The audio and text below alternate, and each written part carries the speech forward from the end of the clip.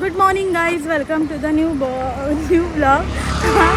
हा डे 3 आहे आमचा आणि खूप ऊन आहे यार इकडे रत्नागिरीमध्ये. पावसाचा जरा पण नामोनिशाण नाही. तर आता आम्ही ना निघालो आहोत. आज आम्ही मुंबईला जाण्यासाठी निघणार आहोत. आमची इव्हिनिंगची बस आहे. आम्हाला ट्रेन काय भेटलीच नाही म्हणून बस बुक केली आहे. तर आता आम्ही निघालो आहोत नाश्ता करण्यासाठी सकाळचा. तर मी आणि सागर इकडे आणि आमची फॅमिली तिथे पुढे आहे. दिसत आहेत का? तिथे सगळेजण पुढे गेले. तर आता आम्ही मागून चाललो आहे नाश्ता करण्यासाठी. तर बघू, आज थोडंसं फिरणार आहोत आज पण आज आम्ही रत्नागिरीला फिरणार आहोत. तर तिकडे काय असेल ते तुमच्यासोबत मी नक्कीच शेअर करेल. चला तर आता आपण नाश्ता करून घेऊया आणि बघू आज आपण काय इकडे नाश्ता करणार आहोत ते. चलो लेट्स गो. आम्ही आलो आहे नाश्ता करायला या हॉटेलमध्ये. खूप मस्त टेस्ट आहे. इथे मसाला डोसा आहे, इथे पण मसाला डोसा आहे, तिकडे पण मसाला डोसा आहे. हां, तर कशी आहे मसाला डोशाची टेस्ट? आणि ह्याच्या आधी आम्ही ना आंबोळी पण खाल्ली होती, ते पण एकदम मस्त होतं है ना क्रिश? खाली आंबोली ये हा माझा परत मसाला डोसा आला आहे. मामाला दे ना, त्याला खाऊ दे. घे क्रिश, मामाला दे. अजून एक मसाला डोसा आला. आता अजून एक आमचं येतं आहे, तर ते आम्ही खातो. तिथे बघा ही आंबोळी आले आणि एक नंबर टेस्ट आहे, अशी भारी टेस्ट आहे. तुम्ही आलात ना तर नक्की ट्राय करा. ॲक्च्युली आम्हाला ट्राय करायचं होतं घावणे, पण घावणे नाही आहे तिथे, पण आंबोळी आहे पण एक नंबर आहे. ट्राय करा. चला आता आम्ही खाऊन घेतो. गाईज आता आम्ही निघालो आहोत प्राचीन कोकणला. इकडचा एक स्पॉट आहे तो आमचा करायचा राहिला होता. मी थोडंसं स्कार्फ वगैरे बांधलं आहे कारण खूप ऊन आहे यार इथे. जेवढं मुंबईला आहे ना तेवढंच इथे आहे. तर आता आम्ही प्राचीन कोकण करतो. चला सगळे आमचे इथे मेंबर्स पुढे आहेत.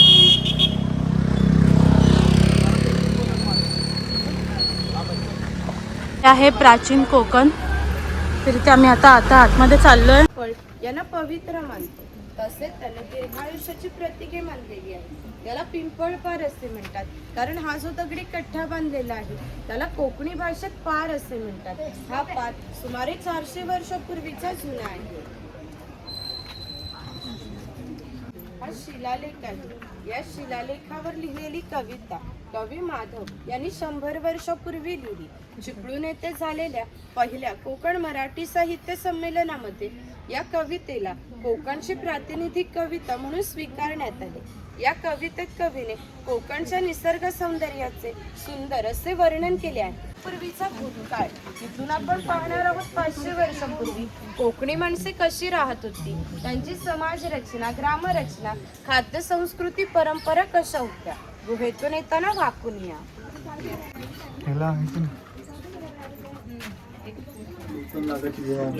खाली वाका या साईडला पण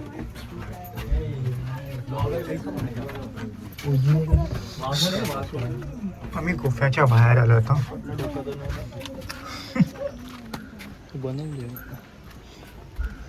कला आहे की हजारो वर्षापूर्वी भगवान परशुराम होऊन गेले.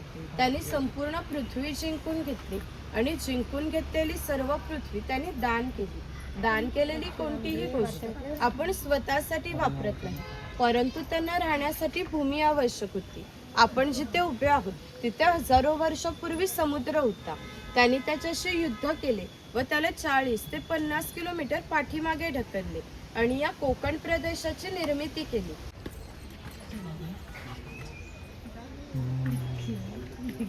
ही आहे वाघाची गुहा. सारख्या खाद्यपदार्थांमध्ये त्याचा वापर केला जातो. तसेच माशाच्या करीमध्ये सुद्धा वापरले जातात.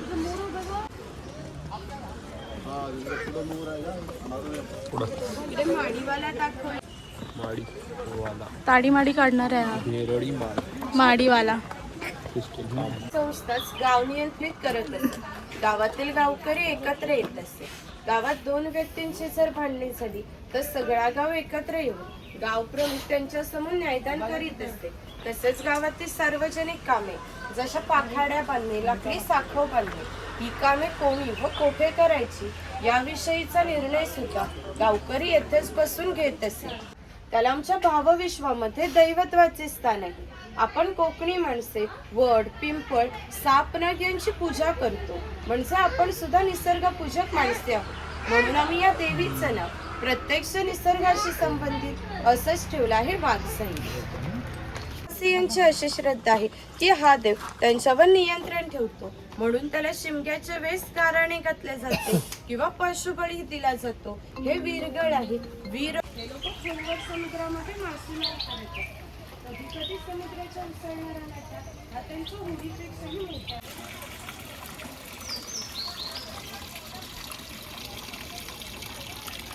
आणि नाभिकाठी पूर्वी कोकणामध्ये 12 बळी इतका अल्प मोबदल्यात हे लोक समाजाची सेवा करत. या नाभिकाविषयी आमच्या लोकसंगीतात एक मजेशीर वर्णन आहे. असं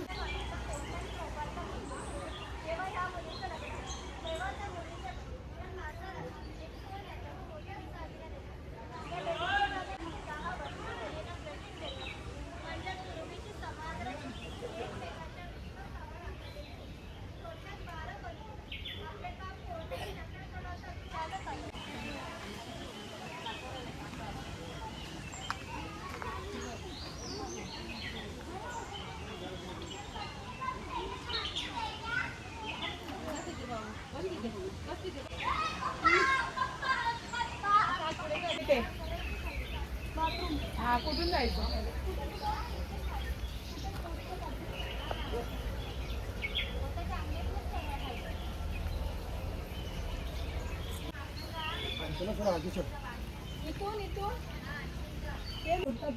बाई ताई राहू दे, आपण रूमवर जाऊन करूया.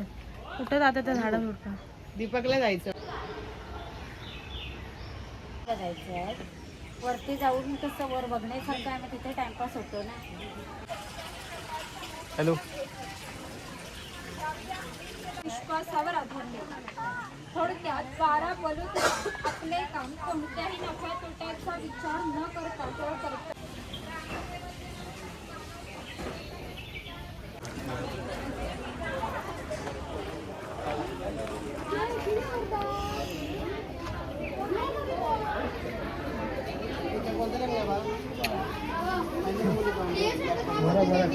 हां, खाण्याचं पिण्याचं सगळं. आणि आम्ही ना 2 प्लेट उकडीचे मोदक घेतलेत बरं. काही ते त्यांचं ना किचन आहे, तर 1 वर्षाने मी मोदक खाणार आहे. चला. आणि आमची हालत बघा, गरम बघा. आम्ही पूर्ण सगळे भिजलो, खूप भिजले, खूप ऊन आहे इथे खूप. हा माणूस म्हणाला होता की पाऊस आहे इथे, छत्री घेऊन. छत्री घेऊन बोला. देवगड साईडला आणि रत्नागिरी साईडला तर इथे आपण गणपती पोहोच. मग काय झालं? गणपतीपुळे 1 आणि तासाच्या देवगड. अंतरावर आहे रत्नागिरी. मग तरी फरक पडतो. नाही फरक अरे, पडत. प्लीज अच्छा, इथून माझ्या इकडे अगर आमचे सायनला मोदक पाऊस आलेत. पडतं तर दादरला पाऊस नाही पडत. टाका ना, गरम आहे. हो, खूप हां गरम. हां मस्त. आणि चला ती झाडं ना. चलो, तर आम्ही मोदक एन्जॉय करतो खाली. A few hours later. Guys बघा आम्ही कुठे आलोय. ये मामी ट्रायपॉड घे, ट्रायपॉड घे, ट्रायपॉड. हा, हे कशिली बीच. माय गॉड, एक मस्त शॉट भेटला. What a view. काय व्ह्यू आहे, मी तुम्हाला असं दाखवतो. हा व्ह्यू बघा, काय भारी दिसतोय यार, मस्त. कशिली बीच आहे, हिडन बीच आहे कोकणमधला.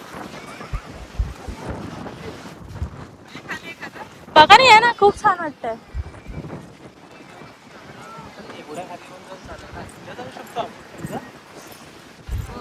नको, राहू दे. बॅगेत आहे आता तो.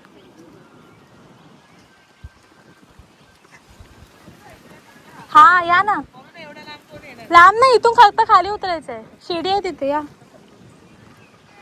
माझ्या अवताराला सॉरी, माझ्या अवताराला प्लीज इग्नोर करा. म्हणजे केस सगळी विस्कटले, पण भारी एकदम. आता इथून जायचंय. या ना. हे बघा, इथून अशी शिडी आहे आणि इथून हा असा व्ह्यू दिसतो. भारी वाटतंय. गाईज इथून बघा, हा व्ह्यू बघा. गाईज तुम्ही कधी पण आलात ना तर सिरियसली इकडे नक्की या. खूप भारी आहे हे. आणि हे हिडन प्लेस आहे, केशरी बीच. मस्तच आहे एकदम, एकदम भारी वाटतंय. आता आपण खाली चाललोय.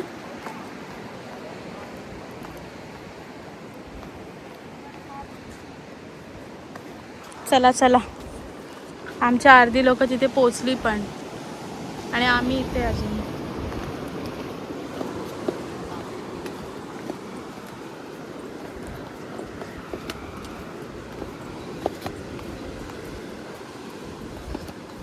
ऑलमोस्ट आम्ही आता पोचलोय.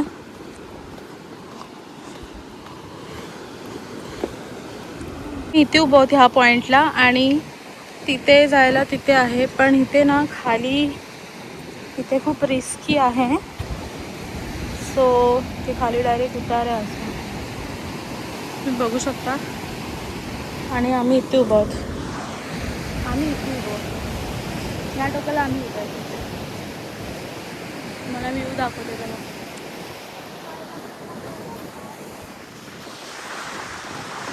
बाबू बघा इथे काय आलं बे.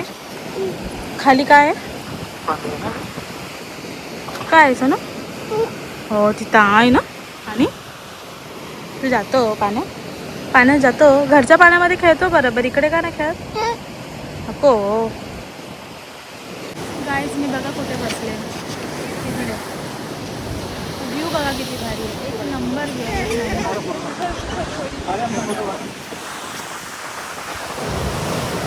इथे आम्ही बसलो.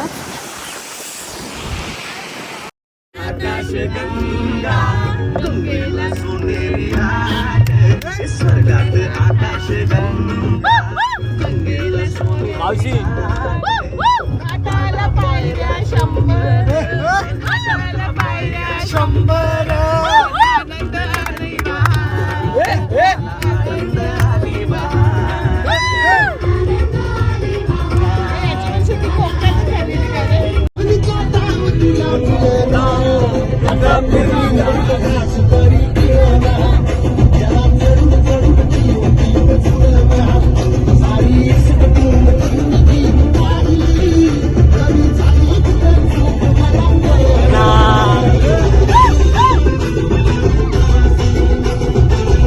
A few hours later.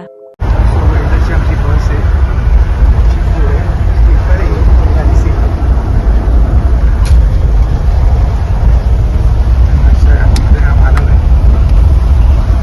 आणि मी बसलो तर तुझ्या झोपली आहे ते शोनो, आणि मी बसलो ना वीर. आणि हे चार्जिंग पॉईंट आहे वरती, तर चार्जिंग चालू आहे ना वीर. कुठे आला वीर? तू बसमध्ये आला. काय करतो बसमध्ये तू? बघतो बसमध्ये, तिकडे बसमध्ये बघतो. हां तुला मज्जा येते ना बसमध्ये? मजा येते की नाही? तोंडात बोट नाही आलं का? आई तू गुड बॉय आहेस ना? गुड बॉय ना आई तू? The next day. तर गाईज फायनली आलो आम्ही आता घरी. तर मी गणपतीपुळेवरून रत्नागिरीवरून खूप काही घेतलं आहे, ते मी तुमच्यासोबत लगेचच क्विकली शेअर करते, तर तुम्ही नक्की बघा लास्टपर्यंत. तर सर्वात आधी मी तुम्हाला दाखवते, मी गणपतीपुळेवरून बाप्पाची सुंदर अशी छोटीशी मूर्ती घेतलेली आहे. मला कधीपासून ती घ्यायची होती. ही बघा, श्री क्षेत्र गणपतीपुळे किती सुंदर आहे. आता ही मी माझ्या देवाऱ्यात ठेवेन, खूप छान वाटते. इकडे मी घेतलेला आहे मच्छी मसाला योजकचंच. तुम्ही बघू शकता ब्रँडचं नाव. आता मला माहिती नाही की कसं लागतं ते, बट येस किती खूप फेमस आहे तिकडे यार हा ब्रँड. म्हणजे जागोजागी ह्याची दुकानं होते, तर मला वाटलं नक्कीच हे ट्राय करायला पाहिजे. तर योजकची मी हापूस आंबावडी घेतली इथे अशी, ती पण बघू आता टेस्टला कशी आहे. आता मी घेतलेला आहे मालवणी मसाला, सेम योजकचाच. आम्ही कधी ट्राय नाही केला, तर आता ह्या वेळेला ट्राय करून बघू. त्यानंतर घेतलं आहे योजकचं तांदूळ पापड. हे तांदळाचे पापड आहेत. योजकचे पालक पापड घेतलेत, पौष्टिक वाटत आहेत. पालक ऑफकोर्स पौष्टिकच असते. त्याच्यानंतर हे घेतलं मी कोकम आगळ योजकचं, जे आपण मच्छीला वगैरे लावू शकतो, भाजीमध्ये आमटीमध्ये टाकू शकतो. तर तिथे लिहिलेलं आहे बघा, तुम्ही वाचू शकता. भाजी व आमटीमध्ये आमसुलाऐवजी तसेच सार व सोलकढी करिता आपण ह्याच्यामध्ये म्हणजे मच्छीच्या कालवणामध्ये जसं आपण कोकम वगैरे टाकतो तर त्याच्या जागी हे टाकायचं. मच्छीला आपण कोकमने मॅरिनेट करतो त्याच्या जागी ह्याने मॅरिनेट करायचं. आणि इथे घेतलेलं आहे मी मिरचीचं लोणचं. मला खूप आवडतं मिरचीचं लोणचं, त्याच्यामुळे मिरचीचं एक लोणचं घेतलं योजकचं. सो हे जसं काही एवढं काही सामान मी घेतलेलं आहे छोटूसं. तर येस गाईज, असा होता आपला पूर्ण ब्लॉग आणि आपली जर्नी अशी होती कोकणातली. आय होप तुम्हाला सगळे ब्लॉग्स आवडले असतील. तर भेटूया आपण आता नेक्स्ट ब्लॉगमध्ये. तुम्ही त्या चॅनलला सबस्क्राईब केलं नसेल तर नक्की सबस्क्राईब करा, शेअर करा, कमेंट करा, लाईक करा. भेटू नेक्स्ट ब्लॉगमध्ये. Bye, take care.